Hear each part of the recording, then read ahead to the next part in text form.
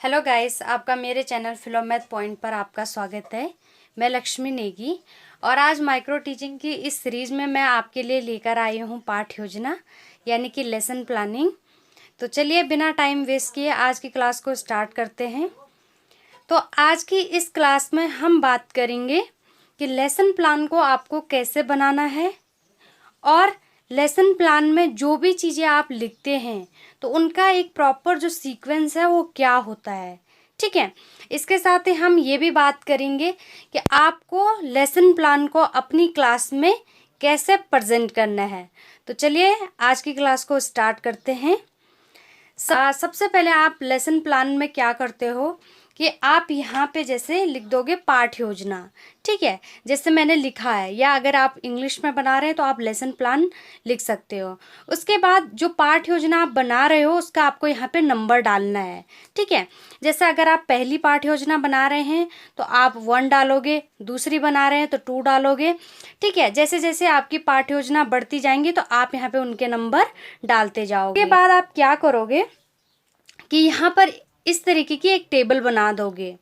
अपनी जो भी आपको यहाँ पे फॉर्मेलिटीज़ भरनी पड़ती हैं उनके लिए आप यहाँ पर इस तरीके से एक टेबल बना सकते हो। ठीक है, इस टेबल में आपको क्या क्या लिखना है। सबसे पहले नाम, अपना नाम, ठीक है, रोल नंबर, अपना रोल नंबर, दिनांक, ठीक है, यानी कि डेट। तो डेट आपको क्या करनी है कि जिस दिन आपको क्लास में टीचिंग करनी है उस दिन की आपको यहाँ पर डेट डालनी है। ठीक है, क्लास में क्या करना है आपको कि जिस क्लास में आप पढ़ाने जा रहे हो, ठीक है, तो उस क्लास का आपको यहाँ पे नाम लिखना है। ठीक है, उसके बाद विषय, तो विषय आप जिस सब्जेक्ट से आपने अपना प्रकरण चुना है या फिर आप जिस सब्जेक्ट को पढ़ाने जा रहे हैं तो उसका आपको यहाँ पे नाम लिखना है।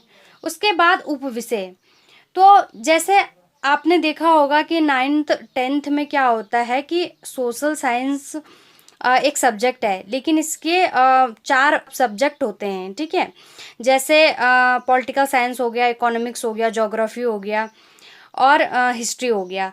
तो जिस भी सब सब्जेक्ट से आप पढ़ा रहे हैं, जिससे भी आपका टॉपिक रिलेटेड है, तो वो सब सब्जेक्ट आपको यहाँ पर लिखना है। जैसे मेरा ये वाला टॉपिक राजनीतिक विज्ञान से संबंधित है तो उप विषय में आप क्या डालोगे, राजनीतिक विज्ञान डालोगे। उसके बाद आती है समयावधि। समयावधि का मतलब है कि जो आपका पीरियड होगा, ठीक है, जब मतलब आप क्लास में पढ़ाने जाएंगे और जो आपको एक पीरियड पढ़ाने को मिलता है तो वो कितने मिनट का है। तो जितने मिनट का आपका पीरियड होगा वो आपको समयावधि में लिखना है। उसके बाद आता है प्रकरण। तो प्रकरण का मतलब होता है टॉपिक, यानी कि जो टॉपिक आप आज पढ़ाने जा रहे हैं वो टॉपिक आपको यहाँ पे लिखना है। जैसे मेरा इस लेसन प्लान का टॉपिक है संविधान में अधिकार। उसके बाद विद्यालय का नाम, जिस भी विद्यालय में आप टीचिंग करने जा रहे हैं, ठीक है, फील्ड टीचिंग करने के लिए, तो उस विद्यालय का नाम आपको यहाँ पर लिखना है। अब हमारा लेसन प्लान स्टार्ट हो चुका है। ये सारी फॉर्मेलिटीज़ भरने के बाद सबसे पहले जो लेसन प्लान में आता है तो वो है सामान्य उद्देश्य। सबसे पहले आपको अपने लेसन प्लान में क्या लिखने पड़ते हैं, सामान्य उद्देश्य लिखने पड़ते हैं। ठीक है, तो इससे पहले मैंने माइक्रो टीचिंग में आपको उद्देश्य लेखन कौशल में बताया है कि आपको अपने उद्देश्यों को कैसे लिखना है।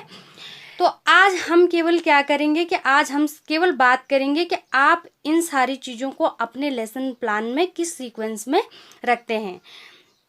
सबसे पहले आपने लिख दिया सामान्य उद्देश्य। ठीक है, सामान्य उद्देश्य कम से कम आपके जैसे 5 से ज़्यादा आप लिख सकते हैं, 8 7 आप कितने भी लिख सकते हैं। उसके बाद आते हैं विशिष्ट उद्देश्य। सबसे पहले सामान्य उद्देश्य, उसके बाद विशिष्ट उद्देश्य।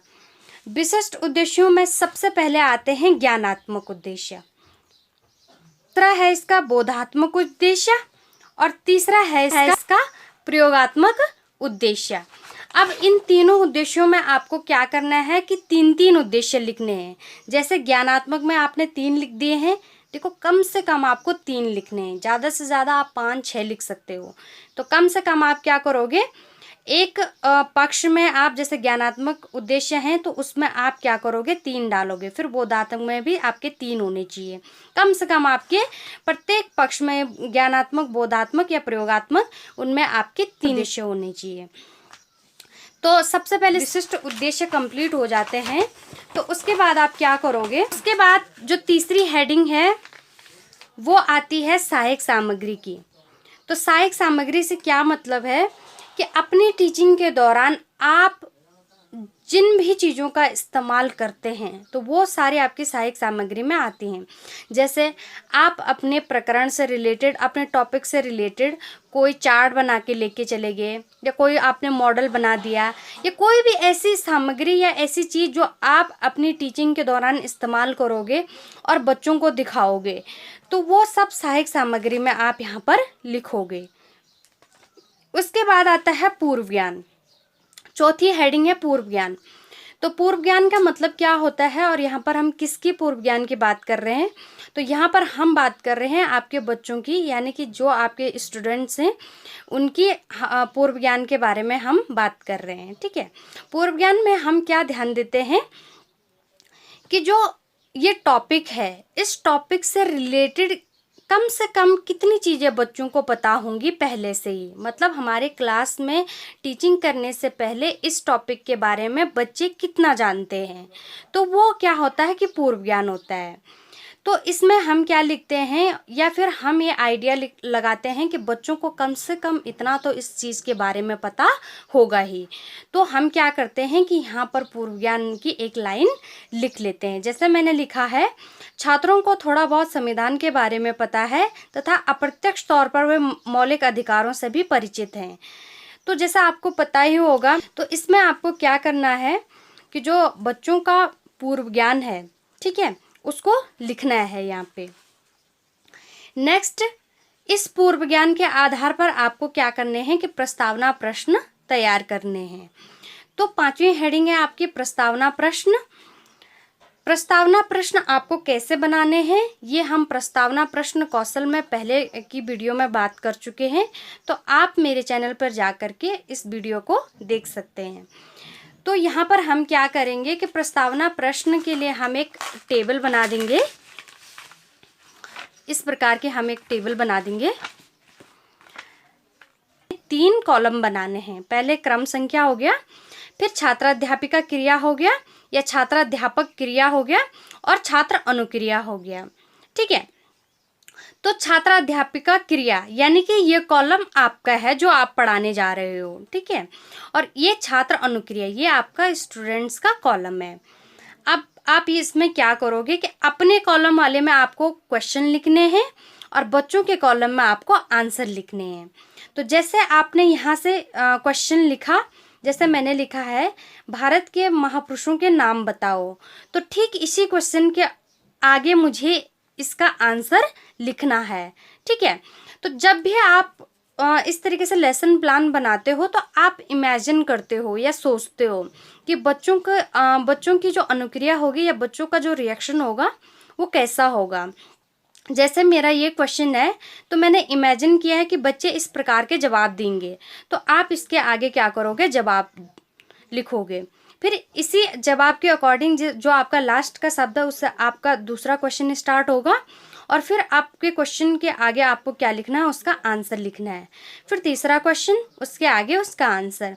फिर चौथा क्वेश्चन, उसके आगे मैंने विकासात्मक प्रश्न लिखा है क्योंकि मुझे लगता है कि बच्चों का ज्ञान संविधान के बारे में इतना ही होगा। अब जैसे ही आपने प्रस्तावना प्रश्न, हम पहले ही बता चुके हैं कि प्रस्तावना प्रश्न आप क्यों रखते हैं, बच्चों को प्रकरण से जोड़ने के लिए। तो जैसे ही बच्चों से आपने अपना प्रकरण निकलवाया अपने प्रस्तावना प्रश्नों के जरिए, या फिर आप वो नहीं बता पाए तो आपने उनको खुद ही बताया, तो जैसे ही आपके प्रस्तावना प्रश्न खत्म होते हैं तो उसके बाद आता है आपका उद्देश्य कथन। ठीक है, तो 6वीं हेडिंग है आपकी उद्देश्य कथन की। 6वीं हेडिंग है आपके उद्देश्य कथन की। तो उद्देश्य कथन सिंपली क्या होता है कि जो भी आप पढ़ा रहे हैं बच्चों को, तो आप सिंपली ये कहते हो बच्चों को, जैसे ही आपके प्रस्तावना प्रश्न खत्म होते हैं तो आप कहते हैं कि बच्चों आज हम संविधान में अधिकार नामक प्रकरण पर चर्चा करेंगे, या फिर बच्चों आज हम इस टॉपिक के बारे में पढ़ेंगे। तो ये आपका क्या होता है, उद्देश्य कथन होता है। यहाँ पे एक बात और ध्यान रखना, मैंने आपको पहले ब्लैक बोर्ड स्किल में बताया था कि जब भी आप ब्लैक बोर्ड पर लिखना शुरू करते हैं तो आप क्या करते हो वहाँ पे कि प्रकरण को, सारी फॉर्मेलिटीज़ तो आप भर देते हो लेकिन प्रकरण को आप छोड़ देते हो। तो वहीं पर जब आपने प्रकरण छोड़ रखा है तो आपको क्या करना है कि अपना उद्देश्य कथन कहते कहते अपना प्रकरण, जैसे कि आपका ये प्रकरण है, आपने ब्लैक बोर्ड पे खाली छोड़ा है, तो आप कहोगे कि बच्चों आज हम संविधान में अधिकारों के बारे में पढ़ेंगे। तो आप ये कहते कहते ब्लैक बोर्ड पे अपना प्रकरण लिखोगे। अब उद्देश्य कथन आपका यहाँ तक समाप्त हो चुका है। अब आती है प्रस्तुतिकरण की बारी। मेरा वीडियो पसंद आया हो तो इसको लाइक कीजिए, शेयर कीजिए और मेरे चैनल को सब्सक्राइब कीजिए। Thank you.